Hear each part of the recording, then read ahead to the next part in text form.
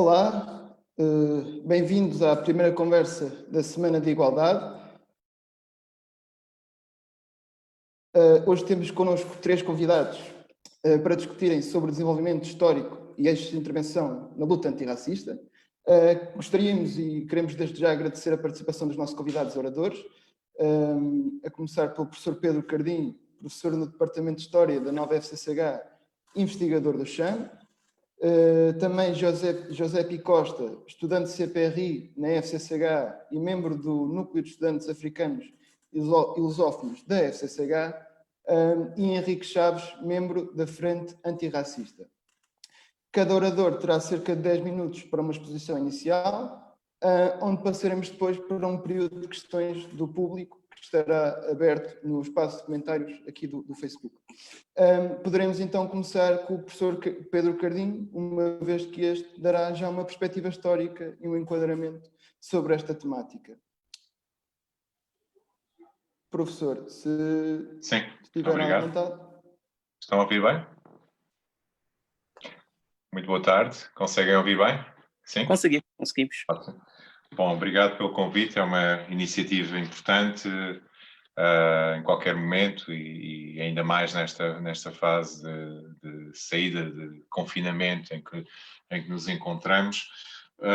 O que me foi pedido foi que partilhasse com vocês algumas das minhas reflexões sobre a situação em que se encontram, por um lado, os estudos históricos sobre a escravidão e sobre colonialismo e de que maneira é que, em Portugal, e de que maneira é que isso traduz o que foi o lugar dos africanos e dos afrodescendentes e da população negra na história de Portugal. E esse lugar, como se sabe, está necessariamente muito ligado à escravatura e ao tráfico de escravos, porque desde o século XV que os portugueses estão, sobretudo na segunda metade do século XV, que os portugueses estão muito envolvidos no tráfico de mulheres e de homens escravizados, primeiro da zona da Senegâmbia, depois mais tarde, já no século XVI, para outras latitudes da África Ocidental e no século XVII e por aí adiante. E portanto, é quase automático no contexto português associarmos,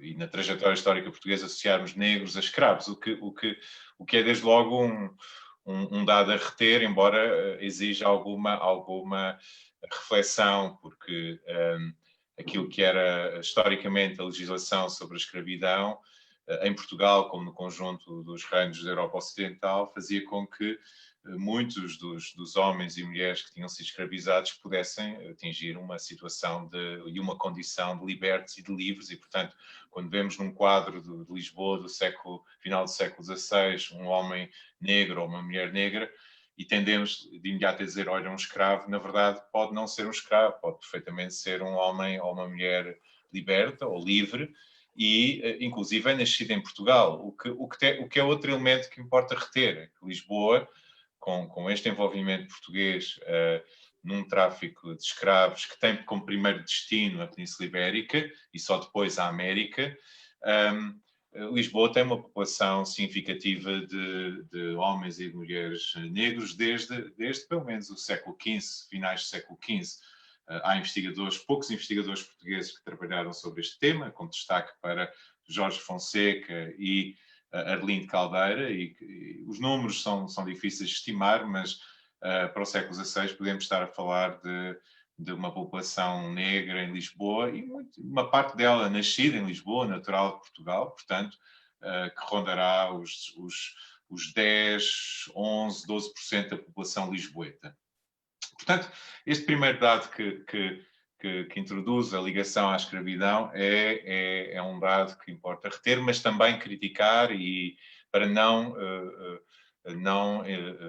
insistirmos nesta visão algo simplificada e que tem efeitos na atualidade, que é a de que ser negro significa ser escravo no Portugal do passado. Não necessariamente, e também ter em conta que muitos homens e mulheres negros nasceram em Portugal, portanto são tão portugueses quanto os portugueses brancos desde o século XVI ou do século XVII.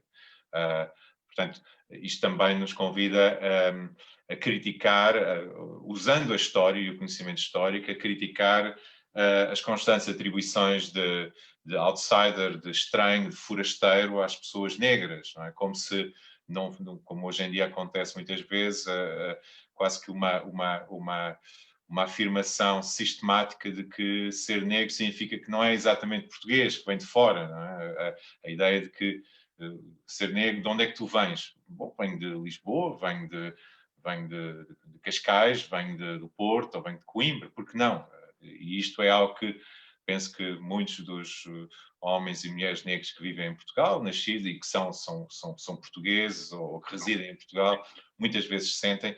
Portanto, a história ensina-nos também a ter esta noção de que há uma população negra tão portuguesa quanto a população branca, historicamente falando. Mas, como é óbvio, essa população é uma população que está ligada a um tráfico terrível de seres humanos, desde a África subsaariana para a Europa e para a América, sobretudo, e que acabou por produzir muitíssimos efeitos, antes de mais, nas próprias sociedades africanas, como nós sabemos, mas também nas sociedades coloniais e na própria sociedade metropolitana portuguesa, porque, sendo a escravatura de negros uma matéria razoavelmente consensual para as autoridades portuguesas e europeias até o século XVIII. Não há grandes debates, não há grandes controvérsias entre políticos ou intelectuais portugueses, ou espanhóis, ou ingleses, ou franceses, sobre a escravização de negros.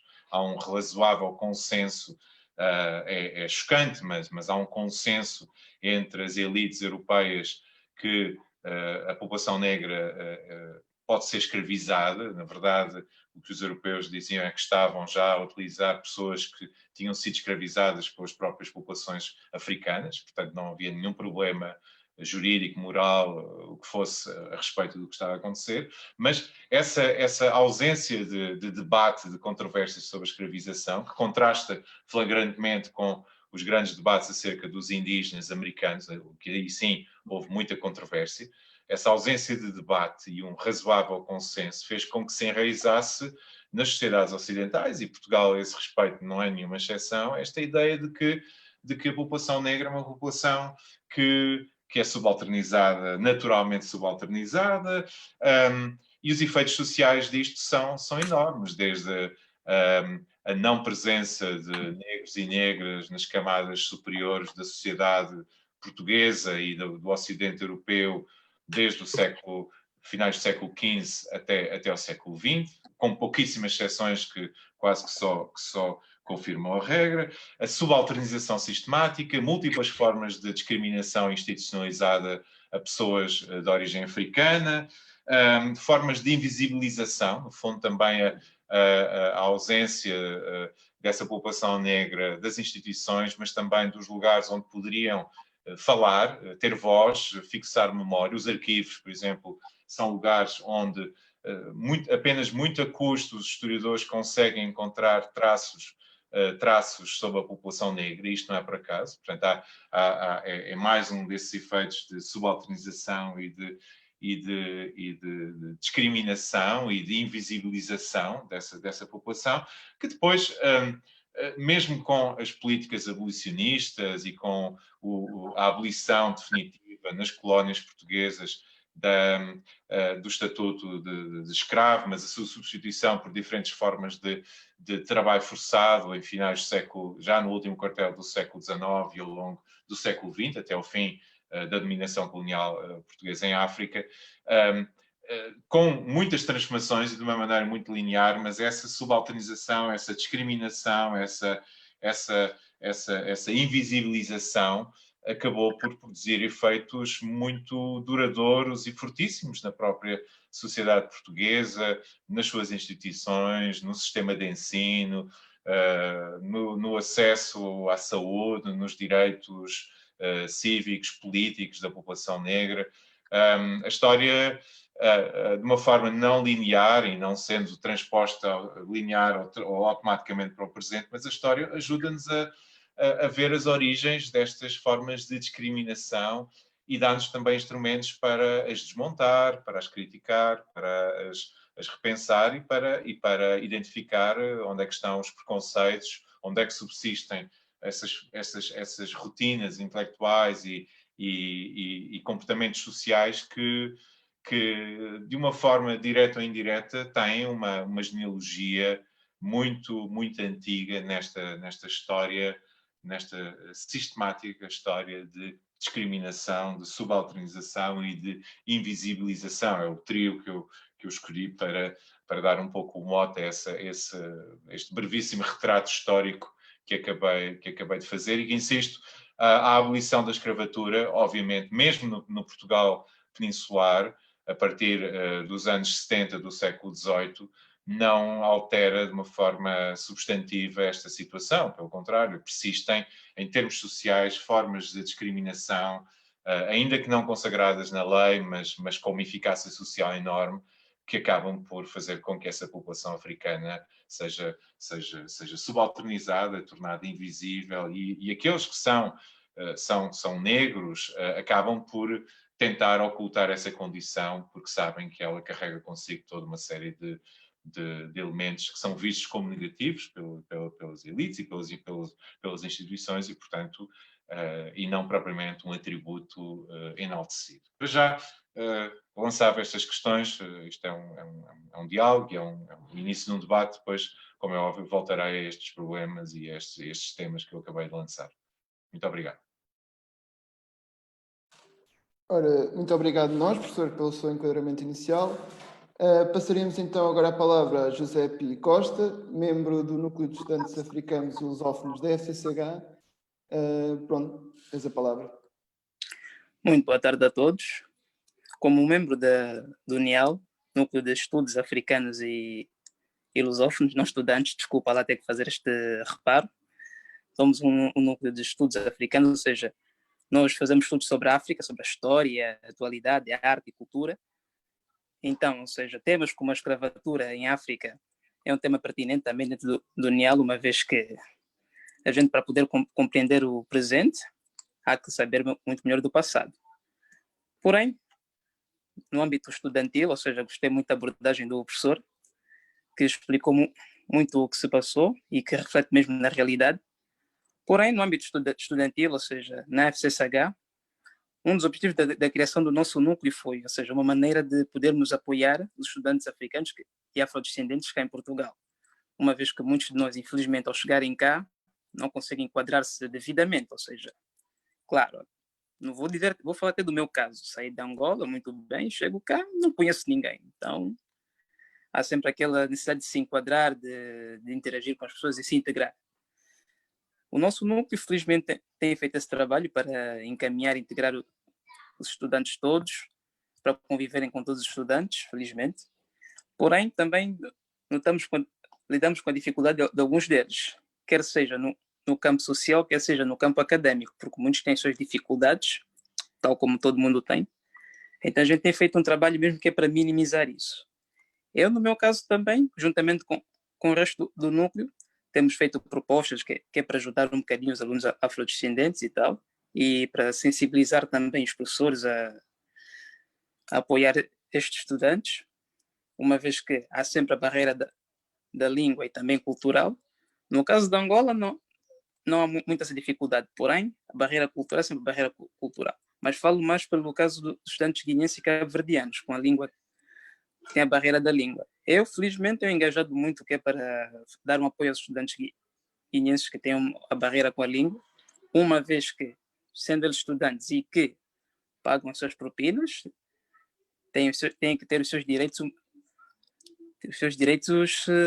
caramba, está a fugir o termo, têm que ter os seus direitos pelo menos realizados, porque propinas é como se fossem impostos. A gente paga, tem que ter os serviços, e quando o serviço é mal feito, a gente tem que reclamar. Felizmente, temos feito uma parceria com a subdiretoria dos estudantes e, apesar da questão do confinamento, do Covid, que piorou um bocadinho a situação de muitos estudantes, a gente tem tentado resolver a situação aos poucos. Por agora, esta é a minha intervenção inicial. No decorrer do debate eu explanarei mais um bocadinho sobre isso. Muito obrigado.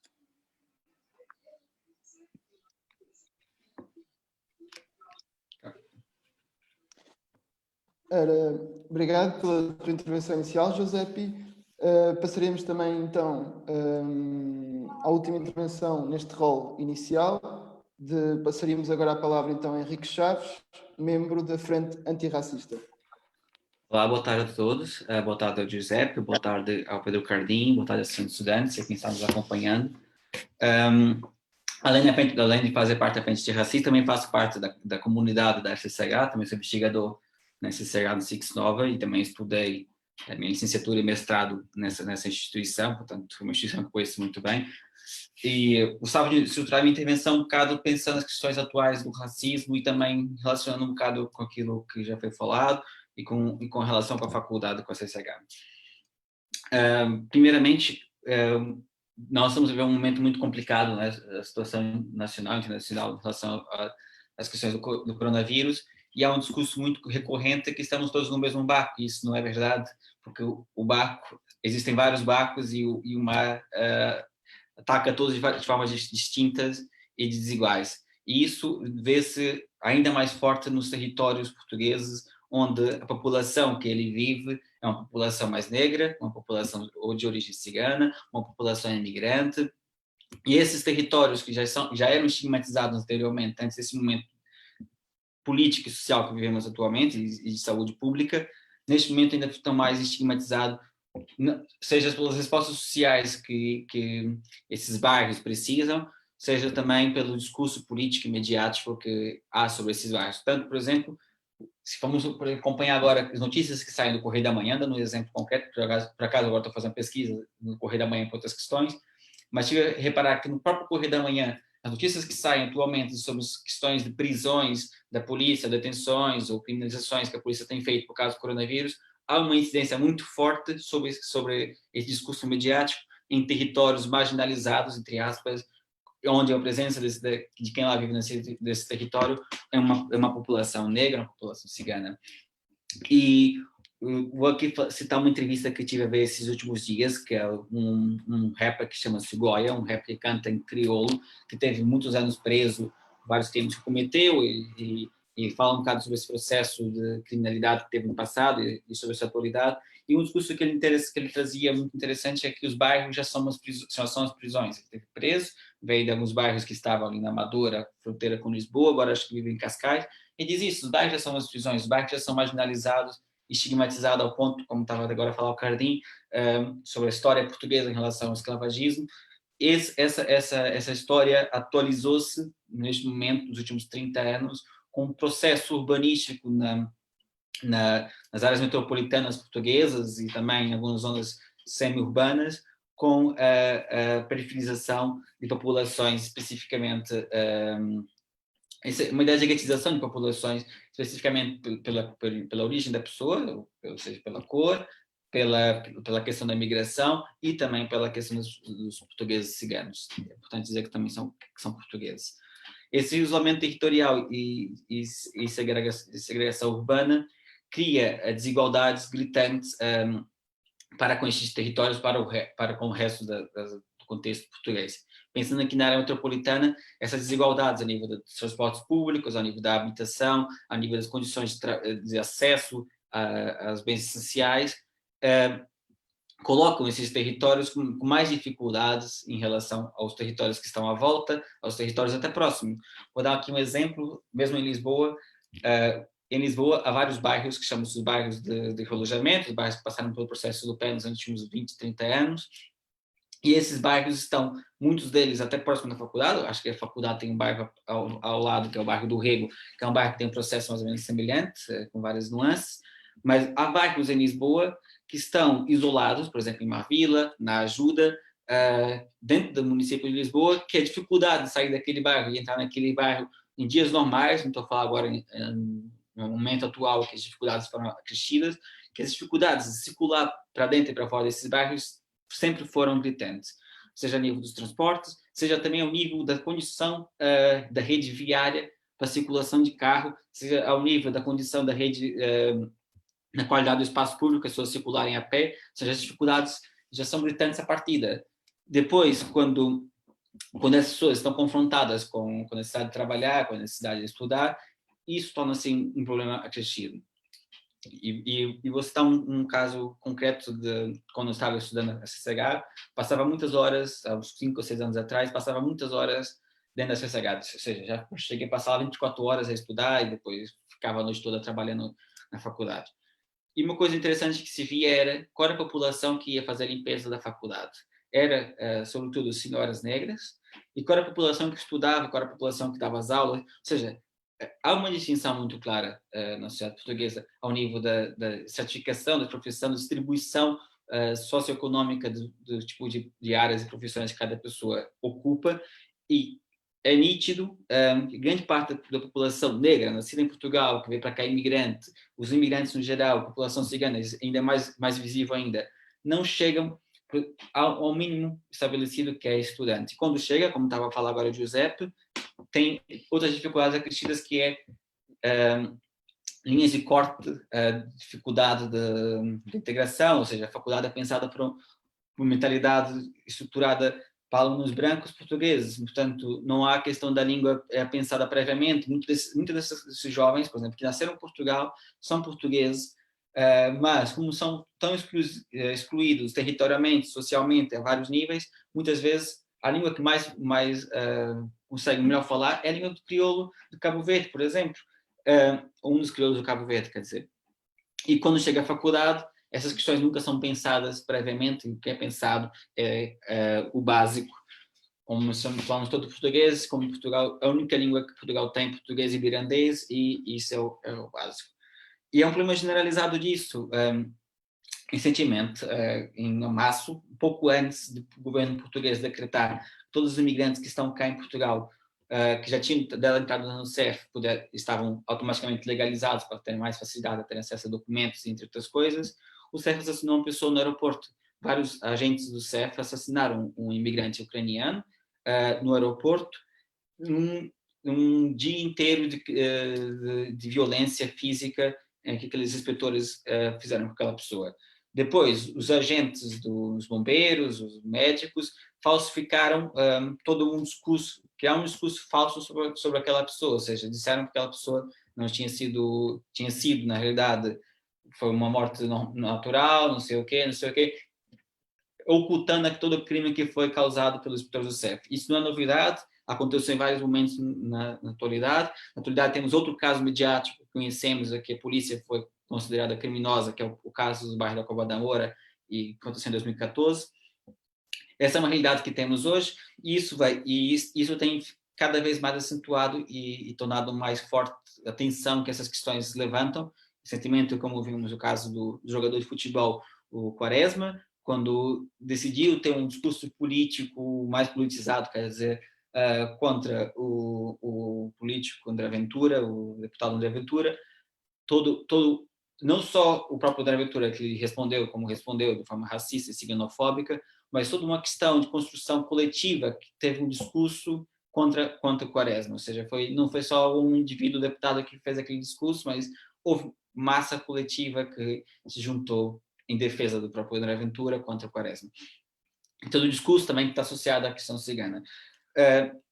Partindo um bocado aqui, nossa associação, que é a Frente Antirracista, uma associação que pretende ser uma associação de combate ao racismo, foi criada nos anos 90, no momento que foi criada, poucos anos a seguir, houve a morte do Alcino Monteiro, que juntou muita gente em Portugal pelo combate e pela justiça daquela morte.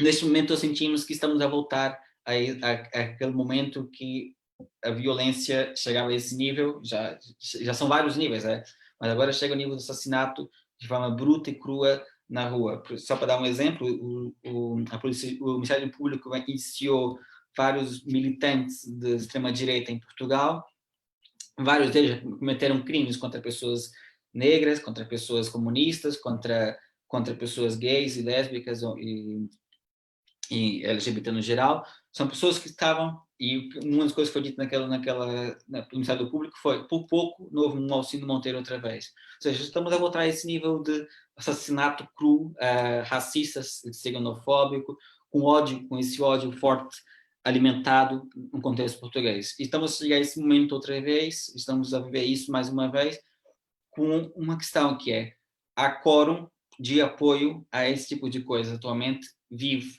na Assembleia da República, e isso tem cada vez mais quórum no contexto português de forma mais ativa e mais visível. O que não tínhamos no passado, agora vamos ter cada vez mais esse visível. Então, no momento que estamos enfrentando, além da questão do coronavírus, além da questão da saúde pública, é um momento muito delicado, porque é um momento de luta, de resistência e transformação, porque estamos a sentir essa reversão social e política no contexto português. E acho que é importante pensarmos também por aí, pensar nas políticas de integração das pessoas nas escolas, no trabalho, as políticas de igualdade, mas vamos pensar que o problema está a esse nível, e esse nível que também temos que fazer combate e luta também. É isto, obrigado. Ora, muito obrigado, Henrique, pela tua intervenção também inicial. Passaremos agora a abrir o espaço de perguntas, o espaço propriamente de debate. Temos já uma pergunta dirigida para o professor Cardim, uma pergunta por parte de Júlia Neves.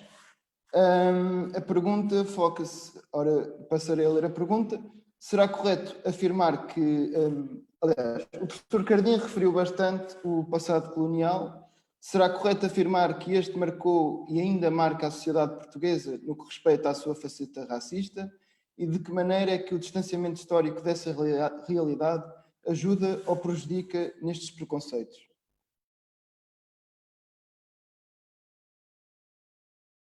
Sim, o passado colonial tem um peso óbvio parece-me na maneira como ainda hoje os portugueses continuam a ter uma atitude discriminatória, racial e de sistemática subalternização da população negra portuguesa ou residente em Portugal. O Henrique falava disso, e também o Giuseppe, como nós tendemos a ver na sociedade, sempre homens e mulheres negros em posições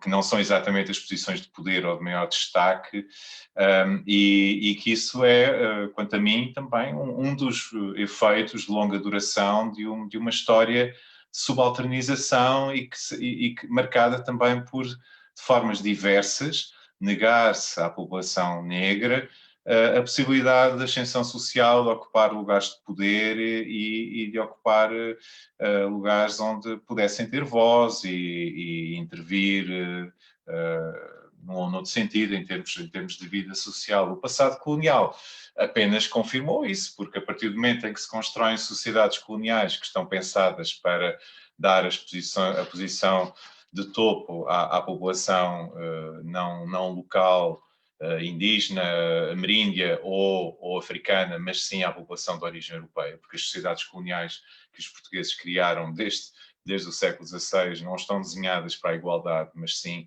para a desigualdade institucionalizada com base em vários critérios, um dos quais é a discriminação racial.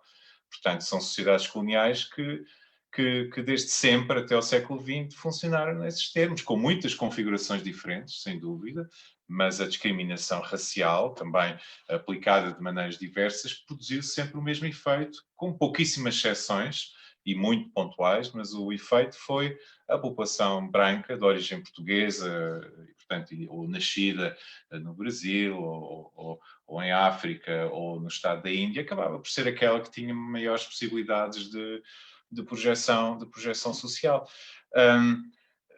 Penso que na atualidade em Portugal falta muito debate, falta fazer muito debate sobre este tema e muitos outros temas ligados ao passado colonial, que continua a ser muito mistificado, infelizmente. Nós pensávamos que era um atributo da ditadura, mas a democracia não foi muito bem sucedida. Quer dizer, houve avanços, evidentemente, a investigação que se fez desde que acabou a ditadura é incomparavelmente melhor do que aquela que se fazia sob Salazar, a propósito dos descobrimentos portugueses.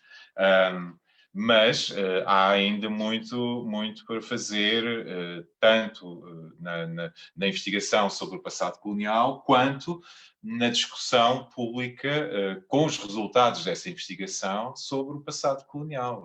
E o desafio também é para quem faz essa investigação, que são enfim, profissionalmente são os historiadores, mas eles não têm o monopólio, como é óbvio, toda a gente pode fazer investigação, mas os historiadores têm a responsabilidade, quanto a mim, de trazer esses temas, não só para os fóruns de discussão em âmbito académico, ou mais académico, estamos aqui num fórum que é também académico, universitário, mas o grande desafio, o grande objetivo, quanto a mim, é chegar ao grande público e trazer estes temas da academia para o grande público para conseguirmos criar uma sociedade mais bem informada sobre o que realmente se passou nas sociedades coloniais e nos contextos de dominação colonial portuguesa. E que não era de todo uma sociedade igualitária e baseada na inexistência da discriminação. Pelo contrário, era uma sociedade ostensivamente desigualitária e baseada na discriminação, ostensivamente também, quer dizer, não tínhamos dúvidas. Só nos tempos mais recentes é que se criou esta mitologia de que os portugueses não eram racistas e que eram todos iguais e que todos tinham as mesmas oportunidades de ascensão social para se ingrar. É uma coisa muito recente. Aliás, durante o tempo de Salazar, uma boa parte tende-se a associar, por vezes, o lusotropicalismo a todo o período salazarista, mas, na verdade, ele corresponde apenas a momentos pontuais e relativamente tardios da ditadura, porque na sua maior parte aquilo que se assumia era que a população de origem africana nas colónias era uma população inferior, temporariamente inferior, mas esse temporário demorava muitas décadas, se necessário fosse, e portanto, uma vez mais, estamos perante um domínio que é baseado na diferença, na discriminação e na desigualdade, e não na igualdade de oportunidades. Trazer isto para o debate público é, quanto a mim, o grande desafio, porque nós estamos aqui, bom, pelo menos nós os quatro, não sei quem é o público, mas nós os quatro provavelmente temos ideias bastante parecidas sobre estas questões. O grande desafio, quanto a mim, é chegarmos a esferas da sociedade que ou são indiferentes a estes temas ou totalmente desconhecedoras do que se passou, ou então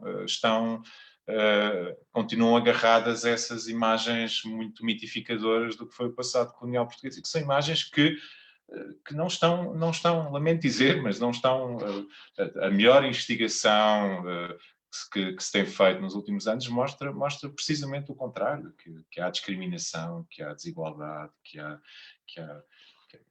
tudo isso que acabei de referir. Portanto, falta debate sobre o passado colonial, um debate informado, sério, sereno, mas que vá a fundo e que acompanhe algo que tem sido feito noutros contextos, noutros países europeus que tiveram passado colonial, por exemplo, em Inglaterra, ou mesmo em França, em alguns setores tem havido muito mais debate público sobre o passado colonial, ou nas sociedades que tiveram formas de dominação colonial, ainda que não tenham sido colónias, como os Estados Unidos, ou melhor, que mesmo depois do fim da condição colonial, como os Estados Unidos ou o Brasil, duas sociedades esclavagistas, mas que têm, no fundo, também um certo passado colonial esclavagista, e onde se faz um debate muito sistemático e muito sério sobre estas questões. Então, falta, quanto a mim, essa discussão, porque eu acredito que ela tem o potencial de tornar os cidadãos portugueses democráticos mais preparados para lidar com a diferença étnica, que é um dado óbvio, evidente na nossa sociedade atual. Portanto, lidar com a diferença exige que tenhamos também este conhecimento mais apurado daquilo que foi o passado colonial.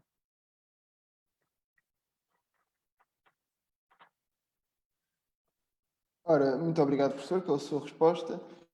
Temos também aqui uma próxima pergunta, uma pergunta realizada por Rui Mateus. Creio que esta pergunta é dirigida a todos os intervenientes, portanto, acho que haverá espaço para para ambos poderem também dar uma resposta.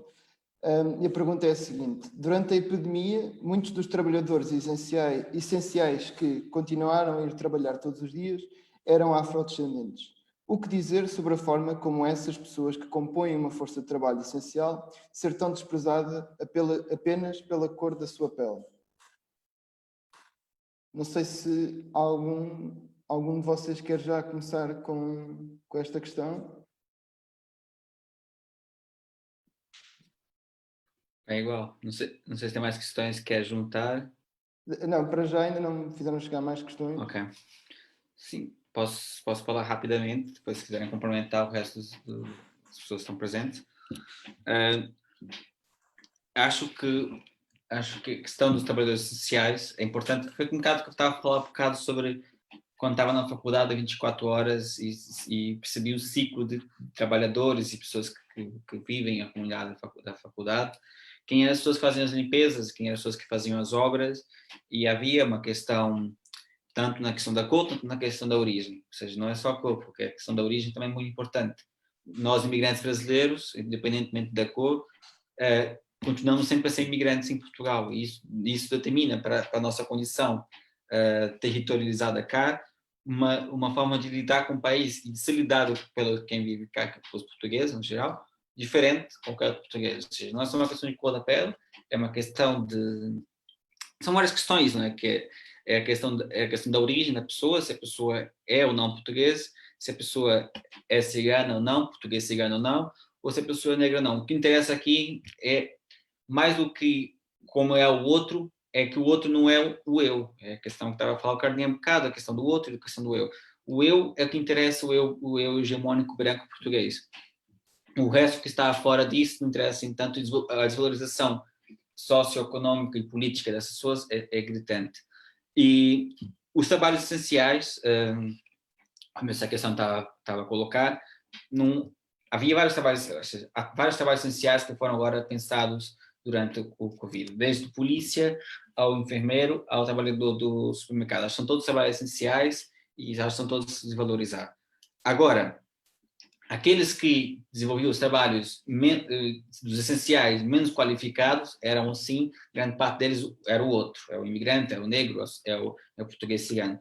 E essas pessoas, sim, é desvalorizadas, e não só pela comunidade, o coletivo português, mas pelo patronato que colocam esses trabalhadores em condições até perigosas em termos de saúde pública, tanto na forma como lidam as condições de trabalho não serem asseguradas, condições também de validação das condições de trabalho, ou seja, a ACT, a Autoridade do Trabalho, entre outras questões, que não estão certificando se as pessoas estão ou não em condições de trabalho. Agora começou uma certificação mais generalizada para todas as áreas do setor de saneamento, que é essencial a partir de agora, mas não havia isso até pouco tempo atrás. Então, tinha tanta gente, também aqui acho que é importante incluir os portugueses mais pobres, que estavam nessas condições de trabalho essenciais, que estavam nessa esfera de perigo e desvalorização coletiva,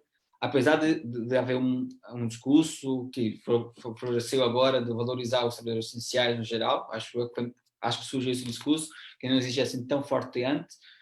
Por exemplo, a questão de bater palmas aos enfermeiros foi uma coisa muito própria do momento que estamos a viver, que não havia anteriormente. Mas todo esse momento mostra também as desigualdades que há em relação a esse tipo de pessoas e a essas pessoas específicas. E até, mais especificamente, no discurso que surgiu com a comunidade cigana, mas acho que temos que ficar atentos que não vai ser mais, não vai ser só contra a comunidade cigana, de fazer um fechamento, isolamento mais duro, isso é o discurso da aventura, a esta comunidade. Portanto, essa desvalorização coletiva, ela surge porque ela já é uma construção social coletiva. Acho que Pedro Cardinho, na sua explicação sobre o processo colonial português do esclavagismo, mostra como a relação portuguesa com a população negra já é sedimentada historicamente durante séculos. Então, o que temos atualmente é só um reflexo dessa continuidade socio-histórica que nunca é refletida, nunca é debatida e nunca é tentada desmitificar. Quando é muitas vezes por questões acadêmicas, pelas associações, falta transformar mesmo de fundo isto, ou seja, desde a escola, desde os manuais escolares, desde criar políticas públicas para a integração real das pessoas que estão de fora da academia, ou seja, do ensino universitário, uma coisa tão básica que podia ser generalizada para toda a gente, que é o fim das propinas, por exemplo. Políticas públicas, que, como o fim das propinas, poderia chegar mais gente em simultâneo, mas ainda assim é preciso pensar políticas específicas para pessoas que poderiam estar de fora da margem, teria margem de pessoas que conseguissem ter acesso ao direito. Portanto, é um bocado isso, é que as pessoas já eram desvalorizadas antes, portanto, essa continuidade de desvalorização agora, durante esse momento específico que estamos a viver. Isso.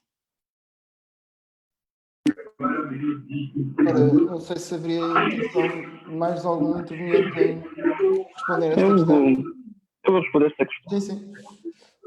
Bem, em primeiro lugar, eu quero parabenizar a todos os trabalhadores que durante esta pandemia ficaram na linha de frente, polícias, empregados domésticos, todos eles, até os trabalhadores do lixo, todos eles merecem o nosso grande elogio, até porque, apesar de muitos poderem ter o privilégio de ficar em casa, muito embora seja uma obrigação, mas alguns com privilégio, estes não, tiveram que continuar o tempo todo a trabalhar, a movimentar a máquina toda, e eu digo que para eles, ou seja, merecem uma grande apreciação e ganharam e têm um grande valor agora. Desculpem lá. Porém, a questão da cor da pele de alguns é simplesmente o resultado de uma reeducação que não foi completada. Ou seja, o racismo em Portugal é um problema? É um problema. Não deixará de ser. Enquanto houver raças, haverá sempre o problema do racismo. Porém, após o 25 de Abril, que foi o fim da ditadura, o fim do colonialismo, devia-se haver um processo de, não digo de reparo total, mas um processo de reeducação para o respeito a todas as pessoas. Sem tendo em conta a raça, a origem, não, mas um respeito a todas as pessoas e um incentivo ao multiculturalismo. Coisa que, infelizmente, vemos agora, ainda não foi completa. Ou seja, podemos observar até novas interações entre pessoas brancas, pessoas negras, pessoas ciganas, o que é muito bom, e onde é que isso observa-se na camada mais jovem. E, vamos lá dizer, em crianças. Às vezes eu passo por muitas escolas que é para fazer uma investigação própria, e noto muito este fenómeno de crianças negras e brancas andarem todas juntas. Ou seja, e muitas delas já conseguem ver à vontade, especialmente na linha de Sintra, em Odivelas e no Lumiar, onde eu morei, havia muito esta interação.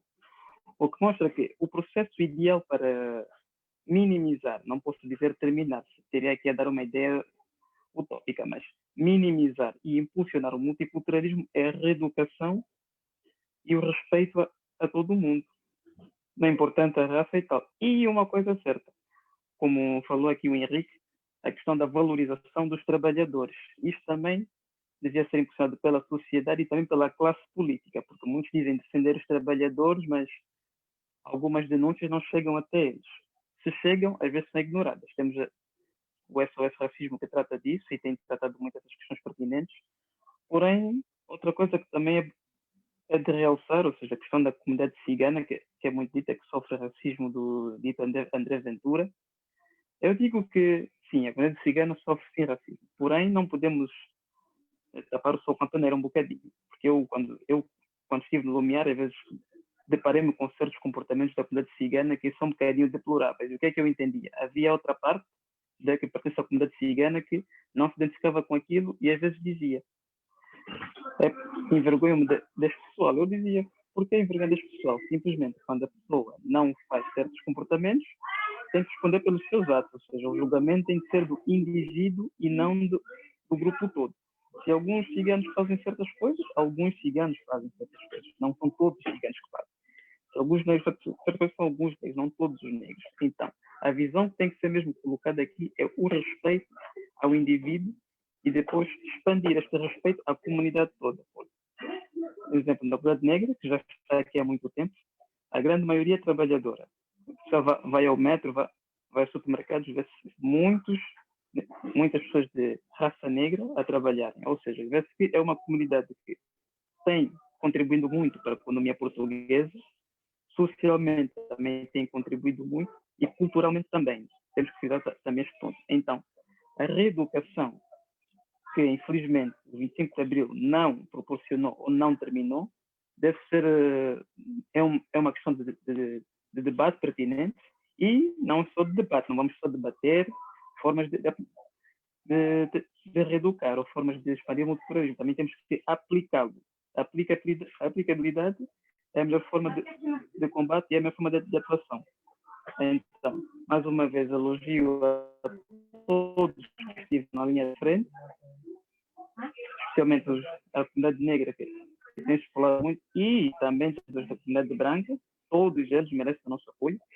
E só para dizer que, só para terminar com o racismo, temos um longo caminho pela frente, mas a reeducação e o respeito devem ser impulsionados já desde o berço. Ou seja, a partir das escolas, a partir da cultura também, com filmes, com revistas e tal. Ou seja, eu digo que o alvo essencial são as crianças. Ensinando o respeito mútuo, o respeito ao outro. As crianças, ou seja, elas podem crescer com menos preconceito. Porque reeducar uma sociedade velha, a gente não terá lá muito, não será muito eficiente. Alguns até podem mudar o seu pensamento, mas não a grande maioria. Devemos descartar isso aí agora. A camada mais jovem, que é uma camada que ainda está aberta às ideias,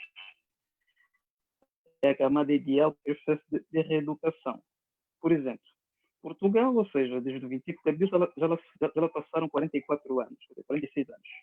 Se esse problema ainda persiste, é porque nada foi feito, ou se algo foi feito ou não foi bem feito, ou foi feito em menor escala. Então, a grande escala e a longo prazo é possível, não digo solucionar, mas é possível diminuir a gravidade destes problemas e aumentar o respeito e a valorização das pessoas, não importando a raça nem a origem.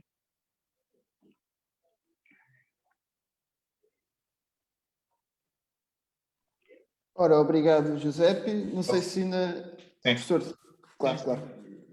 Não, eu queria subscrever, assinar por baixo o que o Giuseppe e o Henrique disseram. E do meu lado, o que me parece importantíssimo fazer é nesse trabalho com as camadas mais jovens, por exemplo, intervir em manuais escolares, sensibilização dos professores para a maneira como falam de temas ligados à história da África, ou à presença de negros em Portugal, a escravidão, o tráfico, o passado colonial. Há um trabalho enorme a fazer aí, que já em parte está a ser feito. A Associação de Professores de História começou a dar esses passos, mas é um trabalho enorme que implica também formação de professores, mas é aí que é preciso também trabalhar e muito, para depois chegarmos às universidades e termos um muito maior contingente de estudantes e de professores, antes de mais de professores negros, não é? Que em Portugal estão completamente subrepresentados, e por isso é que o Henrique dizia, não, nós associamos negros a profissões que não são exatamente ser negro, é ser empregado de limpeza ou trabalhar a recolher o lixo, e esse é um dos grandes problemas, não é? Que é como nós, quer dizer, felizmente não, mas como muita gente naturaliza esta associação entre ser negro e profissão socialmente não valorizada, e ao ponto depois de não se reconhecer o tremendo serviço tão importante quanto os médicos e os enfermeiros, o tremendo serviço que esta população negra está a desempenhar a Portugal, nos tais serviços essenciais, e não se pensa o que é que, como o Giuseppe dizia, o que é que isso significa. Quer dizer, o facto de eles estarem ali significa muita coisa além de um sentido cívico, mas significa uma precariedade e uma vulnerabilidade que são brutais para essa população, não é? E a necessidade de trabalhar, senão não sobrevivem, tão simples quanto isso. Mas voltando à minha área, é trazer para o mundo do ensino todos estes problemas, de forma a que estejamos melhor equipados para termos um pensamento crítico perante estas realidades, e de forma a dissociarmos também por aí, não é só aí, mas também por aí, esta ligação quase, infelizmente, naturalizada em Portugal e não noutros países, no Brasil ou nos Estados Unidos, ou no Reino Unido, em alguns meios não é assim, que é associarmos pessoas de cor a profissões socialmente desvalorizadas. Pelo contrário, nesses países que eu citei, há já todo um trabalho feito de ação afirmativa e de políticas públicas e também de associações cívicas e ONGs para compensar aquilo que é a realidade existente, que é da subalternização e da desigualdade de oportunidades para o ensino, através de cotas, através de... Há vários mecanismos, nenhum deles perfeito, todos eles muito suscetíveis de serem discutidos, mas há muitos mecanismos que têm de ser implementados em Portugal, do meu ponto de vista, para rapidamente revertermos essa situação de desigualdade. Não podemos dizer, bom, Portugal é uma sociedade onde as coisas estão asseguradas e há igualdade de acesso ao ensino. Eu costumo sempre dizer, eu dou aulas há 25 anos na FCSH, e acho que tive, no máximo, uns 10 alunos negros, ou negras. 10, em 25 anos, em História. O que eu acho ridículo, um número ridículo, não é? Porque é verdade que isto vale o que vale, não é? Não é provavelmente representativo de todos os cursos universitários em Portugal, mas pelo menos é um indicador, quer dizer, e não há, na minha área, nenhum professor ou professora negro a trabalhar em Portugal, ou cigano, ou não branco, digamos assim. Posso estar enganado, mas se houver um caso, há em literatura ou em sociologia, porventura, nas ciências sociais, talvez a situação seja um pouco diferente, mas na área das humanidades, e em particular nos departamentos de História e nas escolas secundárias e do ensino básico, onde há formação em História, era muito importante termos uma população negra como docente e a formar, porque não? Coisa mais natural, a formar os nossos alunos e a transmitir também o seu ponto de vista e não o inevitável e recorrente e permanente ponto de vista do branco sobre o passado, sobre o presente. Não é? Há um enorme trabalho a fazer aí para justamente fazer com que esta associação entre cor da pele e atividades socialmente desvalorizadas e associadas a populações mais vulneráveis e precárias em termos socioeconómicos e mais discriminadas, acabe, não é? Ora, muito obrigado, professor. De seguida temos uma próxima questão, pergunta de Gonçalo Veiga, creio que também é aberta a todos os oradores, e a questão é a seguinte: como podemos explicar o surgimento e a atenção mediática de forças racistas no plano político nacional? Não sei se há algum interessado já em querer já comentar. Henrique? Eu acho que vou ser muito rápido. A pergunta é difícil porque eu acho que essas forças racistas sempre estiveram presentes, né? O PNR sempre existiu. O Alcino Monteiro, que eu estava a dizer há bocado, foi assassinado nos anos 90, não foi o único assassinato que aconteceu naquela altura por forças extremas-direita. Houve mais pessoas que foram assassinadas, desde a esquerda a jovens negros. Eu acho que houve uma reorganização. Os últimos 10 anos, acho que foi um momento de reorganização de movimentos de base de extrema-direita, não só em Portugal e no mundo. Acho que é importante também pensar que há uma organização coletiva e reorganização coletiva dessas estruturas no mundo, e isso nota-se no caso do meu país, onde eu nasci, que é o Brasil, e a eleição do Bolsonaro, mas também a eleição do Trump, eleições na Inglaterra, todas as forças políticas que têm ganhando força e poder no resto da Europa, e aqui na Espanha, e agora em Portugal. Ou seja, acho que não é só, ou seja, essas forças de base no terreno que estão se organizando e tendo um impacto mediático. Há um outro lado, né? Há o lado dos financiamentos privados, que a gente não conhece assim tão bem, por exemplo, o Brasil e os Estados Unidos foram exemplos disso. O apoio, o contato com Steve Bannon, o grande nome das extremas-direitas do mundo, que financia essas estruturas, e isso não me parece que seja estranho que em Portugal, não sei se foi com ele ou com outras pessoas, isso também esteja acontecendo de forma coletiva e sendo organizada pelas estruturas de elites económicas e políticas. E o André Ventura é um exemplo disto. O André Ventura, na minha opinião, é um político, já muitas vezes já muitas notícias sobre ele, dos discursos que tinha anteriormente, tem agora essa mudança discursiva que vem tendo um discurso no passado que era pró-aborto, contra a criminalização excessiva das pessoas, agora defende a pena de morte, uma coisa semelhante. São discursos construídos, são discursos meticulosamente construídos, calculados e pensados para atingir um certo público, atingir certas pessoas. E o seu aparecimento, voltando aqui que são ciganos outra vez, e foi eu tive trabalhando num bairro em Loures, que é o bairro da Quinta do Mocho, quando me tese de mestrado. É um bairro com uma população negra, oriunda de vários países de língua portuguesa, onde Portugal esteve colonialmente nesses países, Angola, Cabo Verde e São Tomé, e Guiné também. E na altura estava fazendo o meu trabalho nesse bairro e o André Ventura estava a se candidatar a presidente da autarquia de Loures, e nessa altura surge o André Ventura com um discurso xenófobo, com uma projeção mediática. E naquele momento comecei a perceber que xenófobo e racista, que havia ali qualquer coisa de organização e organização das estruturas racistas e xenófobas e extrema-direita portuguesa. De lá para cá, o André Ventura foi eleito, apoiado sobretudo nesse tipo de discursos. Surgiram mais movimentos de extrema-direita em Portugal, muitos deles surgiram a partir de divisões dos antigos movimentos.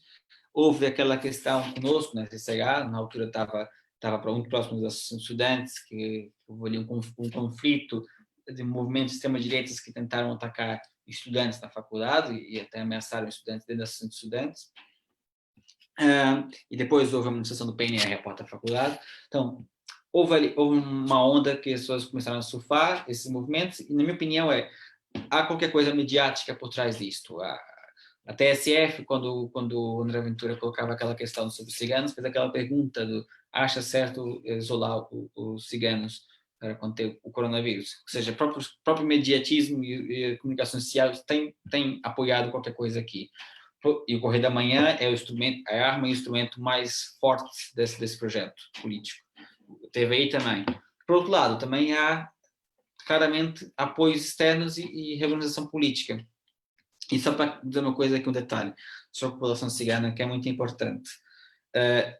Recentemente, até o ano passado, eu trabalhava num bairro, em uma vila, que era um bairro que é o bairro do bairro dos Alfinetes, Salgado, Marquês de Abrantes, e também o bairro do Condado, que é um bairro que tem o nome também de Zona J, são bairros da urbanização de Chelas, e vários desses bairros têm uma população cigana muito grande, como também tem uma população negra muito grande, como também tem uma população portuguesa não cigana também muito grande.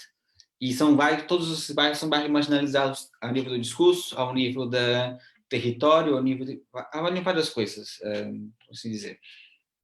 E quando o discurso sobre a população cigana, só por causa daquilo que o José disse há bocado, em relação à população cigana, claro que há problemas dentro da comunidade cigana, como há problema dentro dos imigrantes que estão em Portugal, como há problema dentro da comunidade portuguesa branca. Os problemas estão em todo lado. Agora, o que nos interessa aqui na discussão não é demarcar esses problemas, porque esses problemas existem em todo lado. Se formos por aí, vamos sempre encontrar problemas onde vamos buscar. O problema não é isso, o problema é quando o discurso racista, ou xenófobo, ou seja lá qual for, está focado nesses problemas. O problema é o foco direto, a lente direta nesses problemas, e esses problemas são generalizados para o resto da população no seu todo.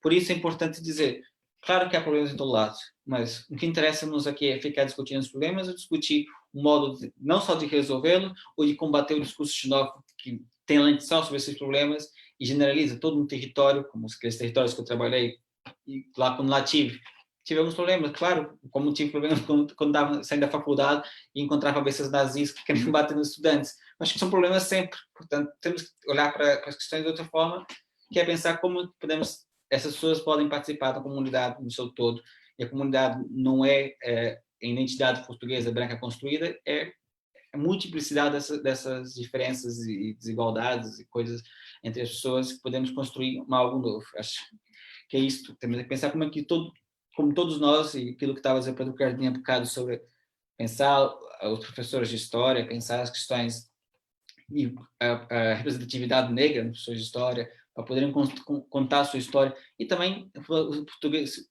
seria ideal também termos professores de origem cigana a contar a história do povo cigano, que é uma história que não é contada, que mesmo a nível de investigação, há muito pouca gente a fazer investigação sobre a historiografia cigana, que é muito interessante conhecer.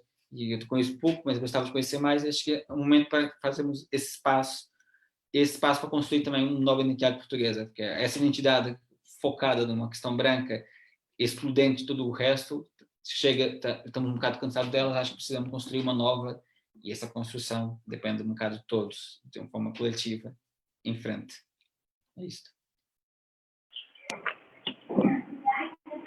Obrigado, Henrique. Não sei se há mais algum interveniente interessado em querer dar algum contributo a esta resposta. Eu vou dar um contributo. Ou seja, tudo passa por aquilo que eu falei. Tudo passa por aquilo que eu falei. Reeducação. Ou seja, vendo essas forças, mostra que é uma gente que ainda não se conformou com a nova realidade portuguesa. Que estamos a ser Portugal, está tornando um país multiculturalizado. Porém, é uma coisa que, infelizmente, eu não posso fazer vista grossa. Por vezes, o comportamento de alguns, ou seja, é como se fosse gasolina para o fogo racista que já existe para outros, infelizmente. Mas não digo que são todos eles, não. Ou seja, aquele que já tem uma raiva, ou que já tem ódio, ou que já tem um preconceito para com uma certa comunidade, o que é que ele faz? Vai aproveitar-se infelizmente, da erva daninha desta comunidade, dos maus exemplos, e relevar como se fosse a maioria, que não é. Por isso, eu digo que essas forças racistas apareceram consoante, às vezes, a indignação. E também, infelizmente, é o que vou ter que frisar, às vezes, a irresponsabilidade de algumas lideranças que também forçaram isto. Digo isto na questão de Mamadou Ba, quando ele defendia a questão do bairro Jamaica, ele cometeu a infelicidade de dizer a bosta da bófia. Isto foi um discurso que nem a brincar ele devia ter dito, e que, num lado, ou seja, validou mais o discurso do racista, que já não gosta de pretos ou de ciganos, e vem mais um preto chamar, vou mesmo dizer isto, merda aos polícias. Isto às vezes é uma irresponsabilidade, às vezes dá mais arma ao racista. Então, o que é que eu digo? Para os que, ou seja, há quem não faz nada, a maioria da comunidade não faz o que alguns acham que a gente faz, e sente-se prejudicado. Então, nós que estamos lá do bem, os cidadãos de bem, como é uma expressão que é até muito dita no Brasil, cidadãos de bem, que sabem que não cometem certos atos, estão ilibados e que apenas têm que manter a sua posição. Não fizemos nada, estamos aqui, temos os nossos direitos cá, porque cumprimos com os nossos deveres cá, então temos toda a proteção que deve ser dada. Já o racista, quer queira, quer não, infelizmente, ou ele tem que estudar melhor essa questão e não servir-se de maus exemplos. E depois também com a comunidade cigana. Por vezes, ou seja, é mais fácil ver os péssimos exemplos, isto em Lisboa, infelizmente eu vou ter que dizer isso, porque eu também os vi, do que ver os bons exemplos. Os bons exemplos eu consegui encontrá-los investigando. Então, o que é que acham? Muitos pegam nos maus exemplos e relevam. Daí a comunidade cigana ser muito atacada. E não só por brancos, por negros também, que é o que eu também observei. Que não só brancos atacam os ciganos, mas também negros atacam ciganos. E do que é que termina? Fica um caldo de cultura em que todo mundo ataca todo mundo. E ninguém tem razão, a não ser o inocente. Por isso eu digo, se está a aparecer as forças racistas, há como derrotá-los. Simplesmente. Primeiro é confrontá-los com os estrangeiros, mostrar que eles estão errados. E segundo, relevar cada vez mais o lado bom de cada um tem. Não há muita ciência por parte disso. O que falta às vezes, ou seja, o que tem que haver mais é o engajamento de todos os lados nesta luta. Tanto no lado branco, tanto no lado negro, tanto no lado cigano, imigrante, chinês, asiático, indiano, quer seja o que for, há que haver esse engajamento e um bom convívio entre todos eles. Assim, é fácil diminuir o discurso racista, é fácil humilhar o discurso racista e gradualmente derrubá-lo. Agora, os maus exemplos sempre irão existir, quer seja no lado dos negros, quer seja no lado dos brancos, quer seja no lado dos ciganos. Sempre haverão maus exemplos. O que tem que se fazer é, todo mundo, ou seja, cada um repudia o seu e também dá um ralhete no seu, ou seja, constrange o seu e reeduca o seu, para depois, ou seja, para posteriormente, todo mundo poder ser reeducado e todo mundo poder conviver à vontade. E, gradualmente, diminuir a narrativa racista. Consoante as forças externas que o Henrique citou, há muitas, demasiadas, porém discordo com algumas que o Henrique citou, mas ele tem os seus motivos e eu consigo também observar o porquê que ele tem esses motivos. Tenho de dar mesmo razão a ele, mas se for para diminuir o impacto das forças antirracistas internamente, o trabalho deve ser interno. E a mídia, infelizmente, também tem feito um péssimo trabalho consoante a isso. Porque, às vezes, quando há um problema racista, faz muito, ou seja, cria uma matéria fortemente pesada contra brancos e ignora negros que sofreram e fica assim nesta cultura. Depois que cria uma forte inimizade.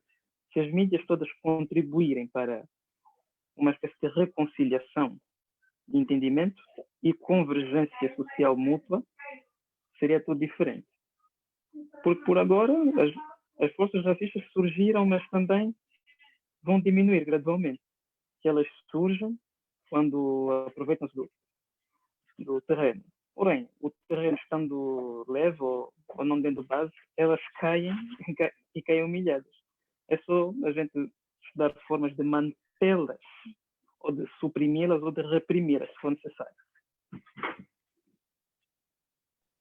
Obrigado, Giuseppe, pelo teu contributo. Professor, não sei se também gostaria de acrescentar alguma coisa. Rapidamente, porque não, muito rapidamente, Claro.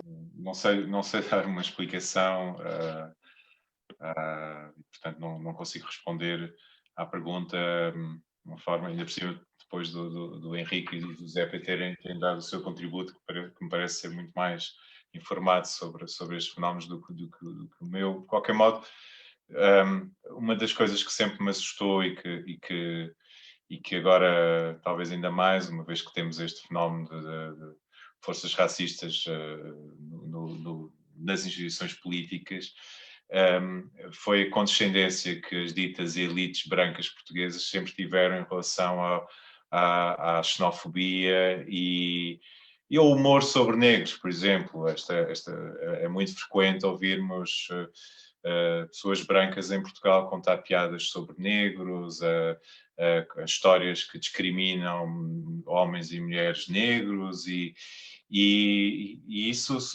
sempre também por comparação com outros lugares, desde logo no Brasil, onde isto é criminalizado. Eu sei que o Brasil da atualidade não é o melhor exemplo, mas estou a pensar no Brasil dos últimos 20, 30 anos.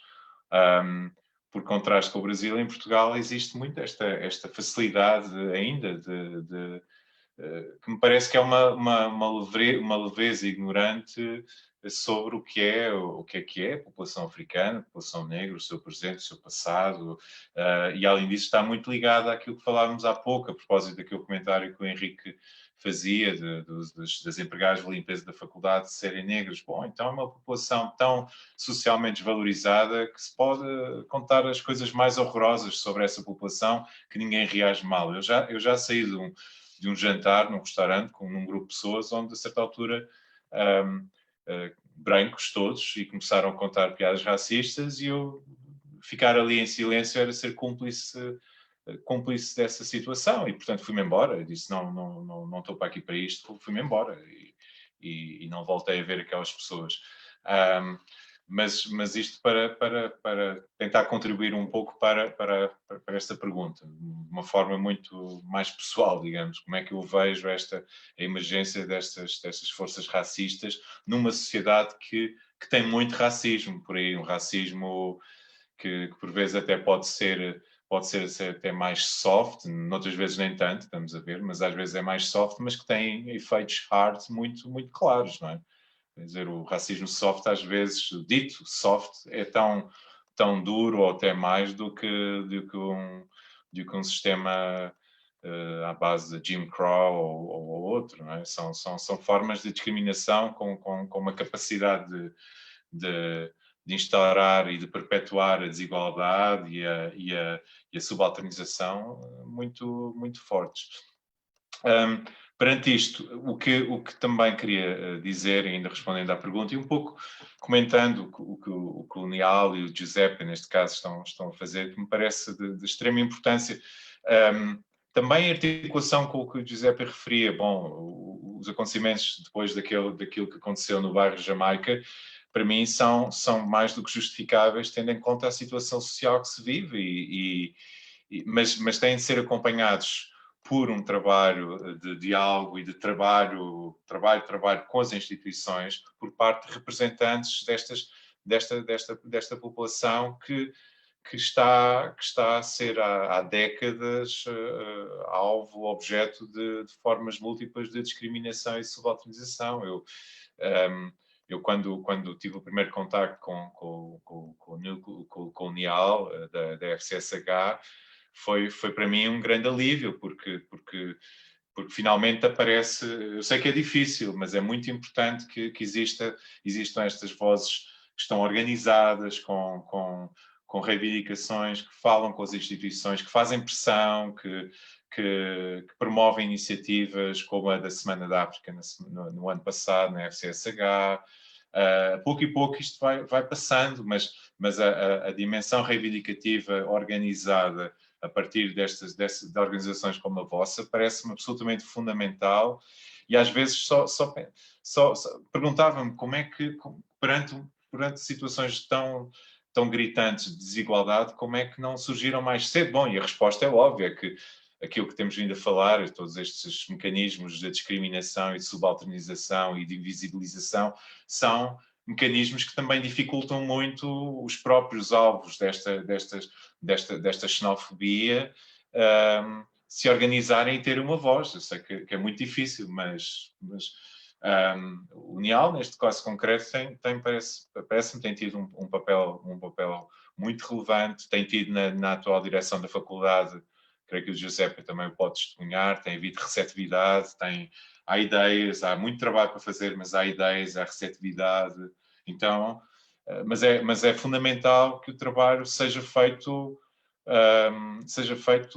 dentro do possível, com enquadramento e apoio de não brancos, mas neste caso eu penso que os estudantes negros têm de ter esse papel é fundamental. E mais, serem eles a dizer como é que as coisas se devem fazer e quais são as reivindicações, quais são os problemas, e não surgir alguém, um branco ou uma mulher branca a representá-los, não. Esta invisibilização dos lugares de poder da população negra, para mim, é algo que tem de ser urgentemente superado.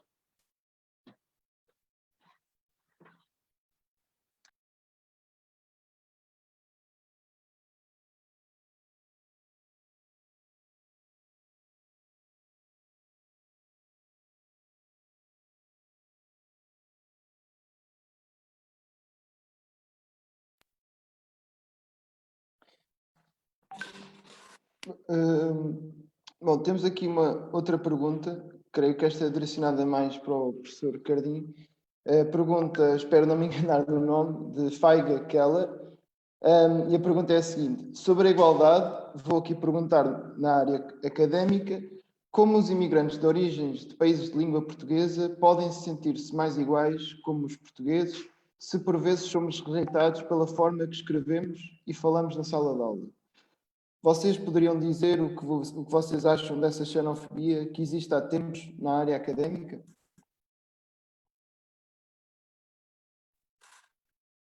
Professor, se quiser, creio que esta pergunta será mais dirigida para si, também tanto para o Faiga Keller. Sem dúvida que há essa rejeição, há essa rejeição, há essa discriminação na sala de aula, da parte dos professores, é pontual, existe, não há uma preparação, parece-me também, dos professores para lidarem com a diversidade e com os desafios associados a e as dificuldades associadas a essa diversidade.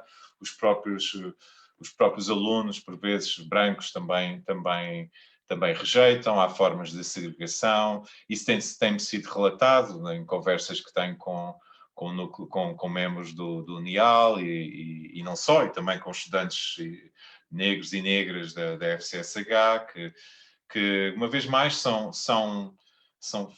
formas cotidianas de discriminação e de segregação e de alguma subalternização que produzem efeitos enormes de desmoralização, de sensação de estar excluído, de não ter capacidade. O próprio currículo e o método de ensino estar pensado para um tipo de aluno que muitas vezes não coincide com o background de alunos negros, que precisam pelas próprias condições socioeconómicas de onde provém, por vezes, de algum tipo de trabalho para adestrar e desenvolver competências de escrita, competências informáticas, competências de oralidade académica, de escrita académica.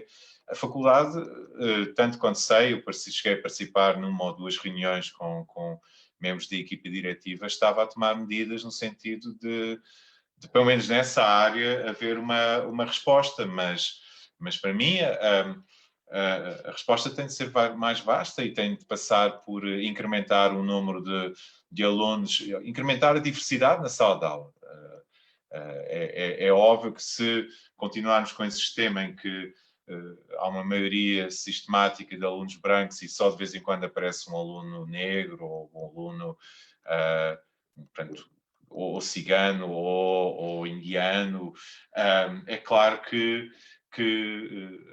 se torna difícil habituar e fazer a tal reeducação que o Giuseppe falava dos alunos para lidarem com a diversidade com naturalidade e com respeito, sobretudo com respeito, e habituarem-se a pensar que há várias formas que é normal existirem várias formas de escrever a língua portuguesa, que a língua portuguesa, ao lado dos crioulos que muitos desses alunos falam, tem a mesma dignidade e não há uma língua superior, não há uma língua exclusiva dos brancos, que a história e o passado, falando do meu campo, tem de ser vista de uma forma plural e diversa e não sempre a partir do ponto de vista do branco. Portanto, isto implica trazer para a sala de aula estes temas do passado, mas que têm obviamente, implicações na sociedade do tempo presente.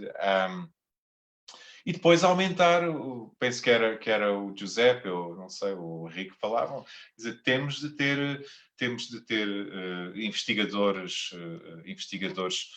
negros a trabalhar connosco, temos de apostar na formação, temos de ter professores negros, temos de estreitar a colaboração com universidades africanas. Estou a falar sobretudo em África, mas algo parecido poderia ser dito para outros contextos do globo, não é? Que também são de fazer um trabalho muito forte nessa área de criação de parcerias com investigadores de universidades africanas para fazermos um verdadeiro trabalho de equipa e não ser novamente o branco que vai estudar o negro e o negro como objeto de estudo do presente ou do passado. Ter investigadores negros a estudar os brancos para também habituar os brancos a sentir o que é serem objetos de estudo, ainda por cima de uma mulher ou de um homem que vem de um local e de um local de observação completamente diferente do seu, para os brancos se aperceberem do caráter local, do seu ponto de vista e relativizarem, e portanto isso ajudará a torná-los menos eurocêntricos, menos etnocêntricos, mais conscientes do caráter relativo do seu ponto de observação e, portanto, serem menos arrogantes em relação à diferença e aceitarem-na como um facto normal, natural do presente e do passado e não como uma ameaça ou como um desvio do que é certo e portanto, há que segregar ou separar para não haver contaminações ou contágios de qualquer tipo. Para mim, este é o caminho a fazer e é urgente fazê-lo. E temos tido algum apoio, como disse, na FCSH, mas há também todo um trabalho que não passa apenas pela direção da faculdade. Acho que passa pelo maior envolvimento dos pesquisadores, dos investigadores, dos professores, dos estudantes, ações conjuntas. Tenho visto nas iniciativas do UNIAL que há algum envolvimento, mas infelizmente são sempre as mesmas caras. Assim, às vezes eu acho que é difícil sair de um círculo dos convertidos e começar a chegar a colegas com mais dúvidas sobre a bondade destas iniciativas e que começam a dizer, mas agora estamos a misturar política com a profissão ou com a investigação, isso não é bom e retira-nos a objetividade. Há um bocado esta ideia de que o investigador tem de ser um bocado ascético em relação a, pelo menos em história, não é? E quanto a mim, a questão é completamente outra. Não é? O que fazemos é intensamente político e não vale a pena estarmos a fingir que não é, não é? Claro que é intensamente político. Então, o que estamos a fazer quando fazemos investigação em história, quando ensinamos história. Então, são algumas ideias um pouco desorganizadas, mas para reagir à pergunta do Feiga.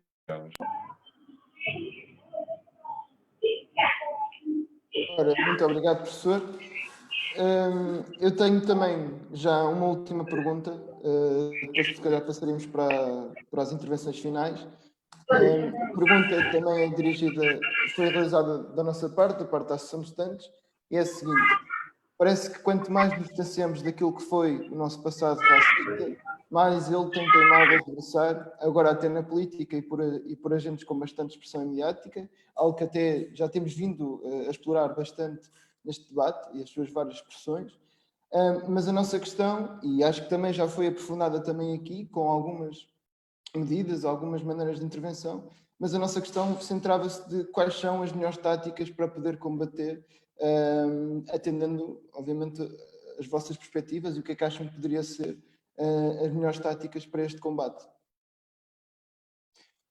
Não sei se alguém gostaria de começar. Vou começar, mas primeiro ainda vou dar um apoio à pergunta passada, vou dar apoio ao professor Kadim, que na questão da discriminação, ou seja, na pergunta que a Feiga fez, já estou aqui a dizer as coisas, a pergunta que a Feiga fez, ou seja, eu digo que o primeiro passo devia ser da faculdade, ou seja, porque no momento em que a faculdade admite alunos estrangeiros, devia saber em que condições é que eles estão com santa língua e também com santa aprendizado, ou seja, sabemos que o sistema de ensino dentro dos palopes da CPLP é diferente para cada país, que é uma realidade que temos que admitir. O ensino angolano é diferente do ensino cabo-verdiano, diferente do ensino moçambicano, diferente do ensino são-tomense, diferente do ensino guinense, e todos eles diferentes do ensino português. Então, o ensino angolano, eu digo que em relação ao português é um bocadinho mais atrasado. Mas não num sentido pejorativo. A gente sabe porquê.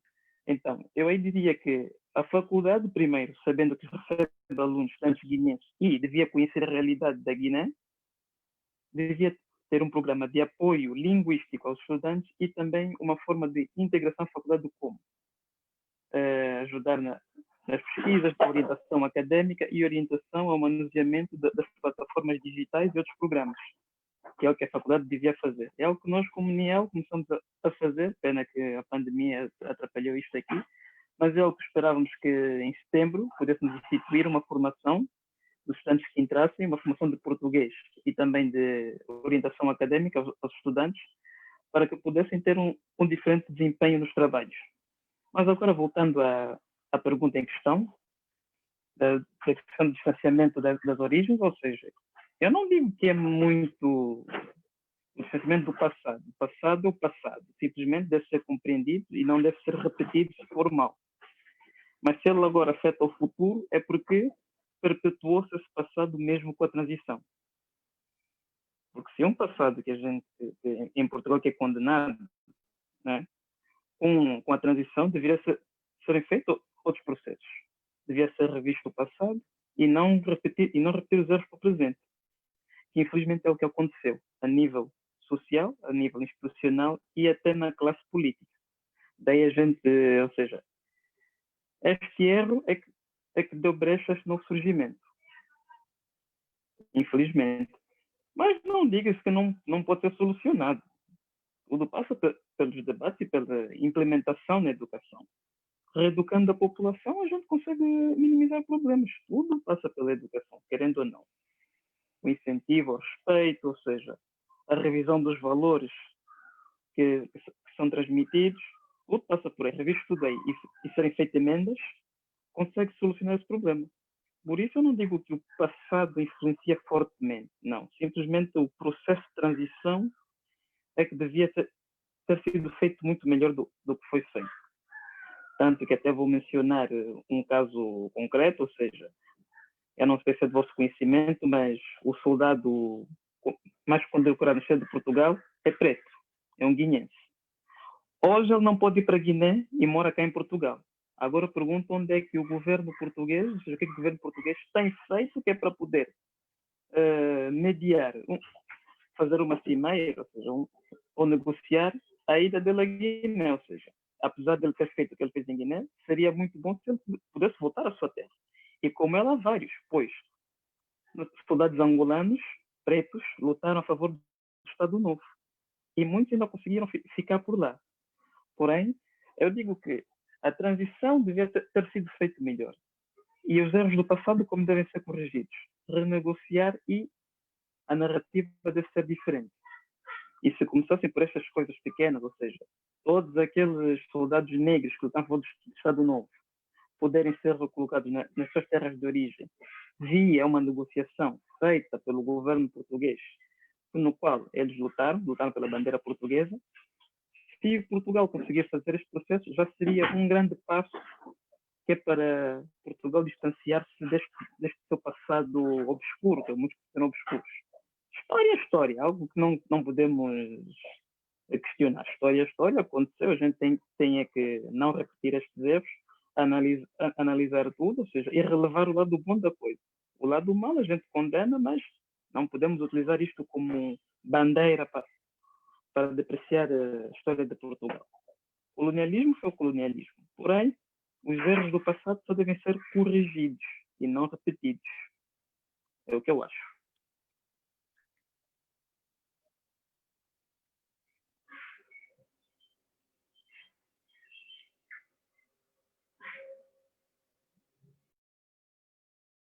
Henrique, não sei se gostarias também de acrescentar alguma da tua visão relativamente a esta questão que nós colocamos. Sim, para acabar, obrigado também, para acabar agora, a Associação de Estudantes pelo convite, a todos que estiverem presentes e que estiverem assistindo. Então, sobre táticas e políticas e formas de lidar com, ou seja, com o combate ao racismo, à xenofobia e entre outras políticas de discriminação, políticas e práticas de discriminação, acho que temos que ir muito à educação. Estamos aqui a falar muito de educação, acho que é importante reforçar o papel da educação nesse processo, e nesse processo de transformação social, mas é preciso ir muito além. Portugal, politicamente, em termos de governos, em termos de municípios, autarquias, instituiu uma política racista, uma política xenófoba, uma política ciganofóbica, a vários níveis, aos níveis tanto, por exemplo, questão básica, se um português cigano vai à procura de emprego em qualquer lugar de trabalho atualmente, essa pessoa muitas vezes é recusada ao trabalho simplesmente por ser uma pessoa de origem cigana. Portanto, há aqui políticas de linhas de trabalho, políticas de habitação, políticas de mobilidade urbana, políticas de questões urbanas no seu mais macro, no seu mais macro territorial, com também política de valorização cultural. Não há política de valorização cultural em Portugal, mas não há como devia haver. Valorização cultural das práticas culturais daqueles que cá vivem, independentemente da sua origem e sua origem, no seu todo. O reforço cultural das identidades que cá vivem, por exemplo, o que é a identidade cigana atualmente em Portugal? Que ela se traduz em música, que ela se traduz na área da alimentação, o que é que se traduz? Acho que expor isto é uma política de reforço positivo, uma política de demonstração daquelas pessoas e valorização daquelas pessoas. E isto, como também das populações imigrantes, como também das populações negras que nasceram cá e negras imigrantes, independentemente da origem. Ou seja, é preciso que haja, mais do que uma política educacional, eu acho que é preciso que haja uma política educacional, é que é preciso que também haja uma política de respeito coletivo de toda essa diversidade que o país tem. Esse respeito varia em várias coisas diferentes. Ou seja, quando pensamos em políticas de habitação, e agora estamos discutindo muito a política de habitação atualmente, e o processo todo de política de habitação em Portugal pós 25 de Abril, pós o PREC, não pós 25 de Abril, o PREC tem muita política de habitação própria, mas pós 25 de Abril, desse processo todo do PREC, foi uma política de segregação urbana, ou seja, de fomentar aquilo que já se fazia antes e se consolidar naquilo que foi o PER, o Programa Especial de Alojamento, nos anos 90. Segregou de forma urbana várias populações em Portugal, sejam portugueses pobres, ciganos, negros e imigrantes. É preciso, para que se faça uma política de combate e transformação social a séria, é preciso repensar tudo isso. Acho que é preciso repensar o que é fazer política a partir, ou seja, fazer política pública, fazer política para todos e com todos. E isso é outra questão importante, é fazer política com todos e não só para todos, porque eu acho que muitas vezes quando é feito políticas para populações específicas em Portugal, é para e não com, e isso determina totalmente a diferença do impacto que aquela política vai ter.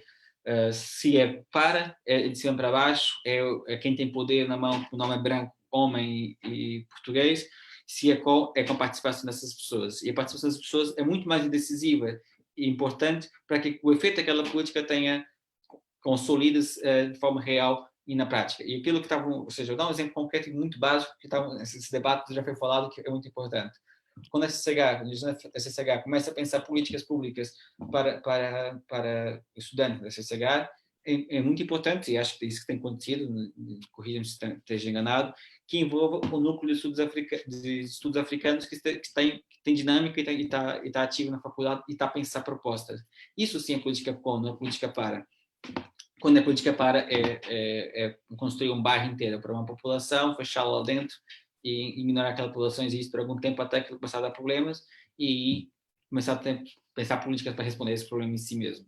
Então, é preciso pensar modo de se fazer política e pensar as diferenças que cada população destas todas tem, e construir, ou seja, mais do que construir eu acho que o fim de tudo isso é construir uma política para um país que se quer ser um país de várias pessoas diferentes e não um país direcionado a construir uma identidade, ou seja, uma política de assimilação, política de construção de identidade e assumir que é um país diferente em várias identidades. Ou seja, assumir que o crioulo que é falado em Portugal, nos bairros todos que existem na periferia de Lisboa e não só, é a língua portuguesa também, é a língua do país de Portugal. Assumir isto como uma diversidade cultural é assumir um passo importante, uma política de futuro de aceitação de diferenças. Quando eu falo crioulo, eu falo outra coisa qualquer. E acho que é isso que é importante, pensarmos no futuro, e acho que esse momento de confinamento, todos eles, está-nos a fazer pensar muita coisa, todo o nosso modo de vida em vários aspectos. Acho que também é uma oportunidade também pensarmos esse lado do nosso modo de vida. Como é que queremos sair daqui? Se queremos sair com todos a sério, ou seja, se estamos mesmo todos no mesmo barco ou não, e assumir se não estamos no mesmo barco, temos que colocar quem não está no barco também, para se fazer uma política para todos e com todos. Obrigado. Sim, respondendo à pergunta e também com os comentários finais, eu acho que hoje, felizmente, caminhamos para uma muito menor disponibilidade para as pessoas usarem a história como forma de justificar qualquer coisa que exista no Portugal do presente em relação às populações negras ou ciganas. Posso estar enganado, mas tenho um pouco essa impressão de que o argumento que os portugueses não são racistas, ou que não sei se continua claro que circula e que reaparece, mas sinto que tem outra, que já não diz a mesma coisa, sobretudo as gerações mais jovens e com os alunos com que eu falo, às vezes os meus alunos, não os vejo com essas crenças ligadas a um passado supostamente não racista dos portugueses. A própria reação recente à ideia de criar um museu do descobrimento em Lisboa parece-me também um indicador de que para os políticos há muito mais escrutínio agora sobre estas iniciativas completamente fora de tempo e ofensivas para todos os povos que foram colonizados e maltratados pela dominação colonial portuguesa. Quer dizer, creio que há um ambiente diferente que não estou a dizer que não haja, claro que continua a haver racismo, mas parece-me que o uso que os atuais racistas fazem do passado português supostamente não racista ou um colonialismo benigno, qualquer coisa, já não é tão... Porque há uma atenção diferente, antes de mais também da própria comunidade negra em Portugal, que se distinguiu nos protestos contra, e muito bem, contra o Museu do Descobrimento. Por isso, é um pouco também concretizando o que eu há pouco dizia, da necessidade da voz vir, desde logo, daqueles que são os diretamente atingidos por esta forma despoderada e escandalosa de continuar a comemorar o colonialismo. Quer dizer, é uma coisa, nos dias que correm, parece quase surreal, mas em Portugal continua a existir muita gente que acha que a dominação colonial portuguesa é uma coisa, incluindo muitos políticos, e entre eles está o Presidente da Câmara de Lisboa atual, que acha que o passado colonial português é uma coisa que se deve comemorar. Pronto. É estranhíssimo, mas é um facto. Agora, ao contrário do que se passava há alguns anos atrás, em que isto passava e até se montava uma Expo 98 e fazia-se toda uma série de iniciativas, hoje eu acho que o espaço é muito menor, em grande medida porque as vozes que com toda a razão se dizem ofendidas com esse tipo de comemoração, desde logo a população negra, estão muito mais falantes e muito mais audivas. E depois, enfim, do lado da comunidade académica que faço parte e que, infelizmente, durante muito tempo colaborou com estas operações, não é? Os historiadores têm as mãos muito sujas neste uso do passado para legitimar visões mitificadas que servem propósitos políticos do presente, e o colonialismo português é um exemplo disso mesmo. Quer dizer, foram os historiadores também, e muito, que criaram este uso ao tropicalismo e esta ideia de que o passado colonial português foram historiadores profissionais das universidades, a corporação da qual eu faço parte. Portanto, não me coloco fora desse mundo, pelo contrário, coloco-me até com um especial sentido de responsabilidade, quase, em que a investigação tem de ter uma ótica também quase de reparação e de reconhecer o mal que foi feito na área da investigação e abrir, mais do que até noutros campos, a área da investigação a perspectivas muito mais plurais que permitam fazer o tal processo de reeducação que temos falado aqui muito, de dotar os cidadãos portugueses do Portugal democrático de instrumentos para lidar com a diferença, e lidar com respeito, lidar de uma forma construtiva e não ver na diferença algo de inferior ou de perigoso ou de ameaçador. Pelo contrário, saber lidar com a diferença e, simultaneamente, permitir que essa diferença continue a existir, mas ao mesmo tempo estabelecendo laços, porque parece-me que esse é um dos pontos fundamentais, que é encontrar este equilíbrio entre aceitar a diferença, mas saber relacionar-se com o outro, ainda que fundamentalmente diferente, sem que isso signifique que a sociedade vai se fragmentar ou dissolver-se e não. Portanto, a pergunta colocava que quanto mais nos distanciamos do nosso passado racista, mais ele tem teimado em regressar. Ele regressa, mas eu acho que hoje há felizmente, uma outra atitude e uma outra capacidade, e ainda bem, antes de mais, da população da população negra em Portugal, portugueses negros e residentes em Portugal, que são negros, para dizerem acabou, não, estamos fartos. E isto é muito... Eu tenho visto que é bastante mais transversal nas histórias que amigos que são professores no ensino básico e secundário me contam de escolas onde uma parte significativa da população é afrodescendente. Eles dizem que há uma insatisfação crescente da parte desses alunos em relação àquilo que os manuais contam do passado português e querem outro tipo de manuais, querem outra abordagem. Então, eu vejo com algum otimismo esta mudança, mas que requer que todos nós trabalhemos no sentido de a consolidar e de a fortalecer. Antes de mais, os principais visados desta vergonha, que é comemorar os descobrimentos portugueses. Mas depois também os representantes da corporação, que foi uma das grandes responsáveis por criar esta imagem positiva dos descobrimentos, que foram os historiadores profissionais, os professores universitários e os investigadores que viviam da investigação em história. Portanto, a minha resposta à pergunta é de um certo otimismo. Eu acho que os racistas vão continuar a andar por aí, provavelmente, não sei se mais numerosos, mas certamente mais ruidosos e muito mais visíveis no espaço político. Mas não tenho a certeza que possam continuar a usar da mesma forma despudorada o passado histórico português para legitimar as suas posições. Eu acho que isso já não, como se costuma dizer assim, na gíria, já não cola como há uns anos colava. Felizmente. Ora, muito obrigado, professor Cardim.